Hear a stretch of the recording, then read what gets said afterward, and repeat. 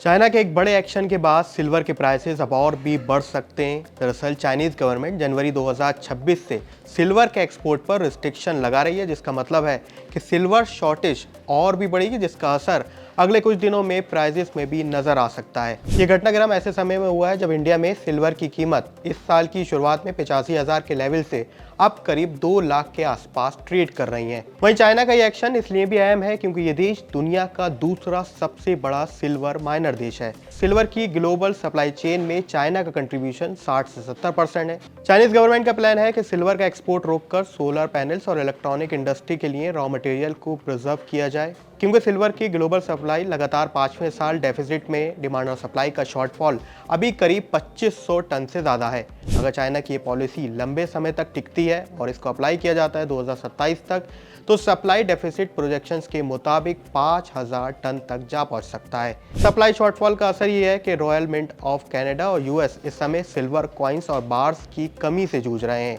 अब इंडिया पर आते हैं तो इंडिया की सिल्वर सप्लाई को देखें तो सितंबर अक्टूबर के दौरान फेस्टिव सीजन था, उस दौरान करीब 2600 टन सिल्वर इंपोर्ट किया गया। इस दौरान यूके से 1000 टन, हांगकांग से 880 और 220 टन स्विट्जरलैंड से सिल्वर इंपोर्ट किया गया था। लेकिन अगर सिल्वर की शॉर्टेज ग्लोबल मार्केट में बढ़ती है तो इंडिया की सोलर, ईवी और इलेक्ट्रॉनिक इंडस्ट्री के लिए बड़ा नेगेटिव ये साबित होगा, जबकि पहले से ही रेयर अर्थ मिनरल्स की कमी की वजह से ग्लोबल इंडस्ट्रियल आउटपुट दबाव में है और इंडियन इंडस्ट्री पर भी इसका प्रेशर नजर आ सकता है। अगर सिल्वर में आप निवेश करना चाहते हैं तो ETF सबसे बेहतर विकल्प माना जाता है।